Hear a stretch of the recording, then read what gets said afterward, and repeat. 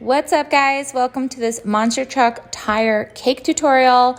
I show you how to make this whole tire, not the truck of course, because that's just a toy, but I show you how you make all this cool stuff. Okay, so stay tuned so that we can get into this cake. All right, so first I'm starting by adding one of my 8-inch chocolate cake layers to my cake board.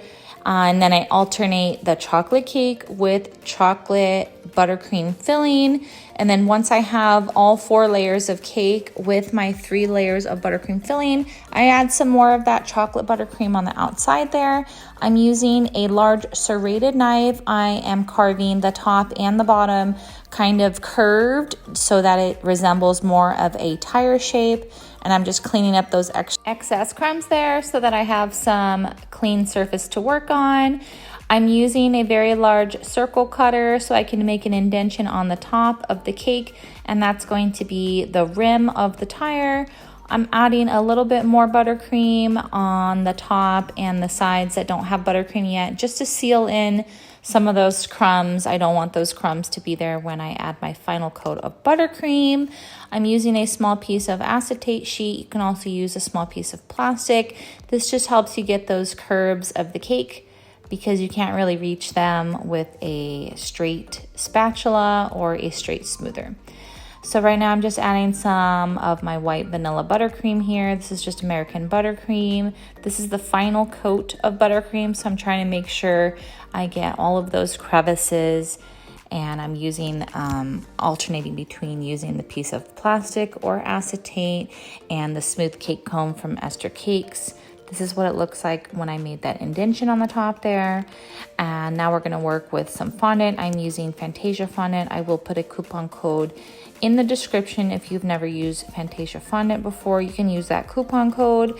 And Fantasia fondant is really great for covering cakes because it has a lot of elasticity. I just spritz my cake with a little bit of water there, and then I cover my cake with that fondant and I cut off the excess. This is not a tutorial for how to cover a cake with fondant, so that's why it's in time lapse, just to show you guys how I did it. I'm using the biggest circle cutter and a couple of sizes down just to make that gray fondant rim there.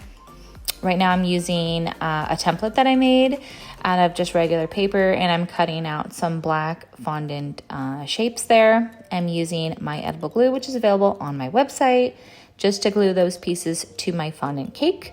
Just make sure they're evenly spaced. And I'm using a tapered offset spatula just to help me make sure they're nice and straight. Make sure your pieces of the tire tread fit on the sides of the cake only. Make sure they don't wrap up to the top of the cake, which would be the side of the tire, because that's not how tires are. So finish adding all of your pieces and they should fit perfectly around the cake. I'm adding some of my edible glue on the cake board. I was not feeling that silver cake board, so I just wanted it white.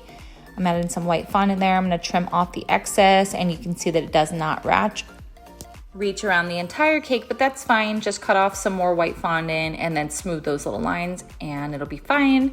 I'm going to be using a steamer to remove any excess cornstarch that's on the cake. I have some cake scraps here. I'm just going to mix them with some buttercream so I can make some mud. I'm adding that to the top of the cake, and I'm going to place the toy, which was provided by my client, on top of the cake. Just make sure you clean off any parts of that toy that are going to touch the cake there. It's not edible, of course, but at least it's clean when it's touching your cake. I wanted to add some of that mud to the top of the tires there. It looks pretty cool.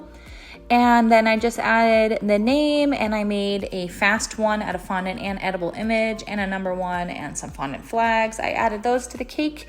This is how it came out. I hope you guys enjoy this little tutorial. Please be sure to like and subscribe.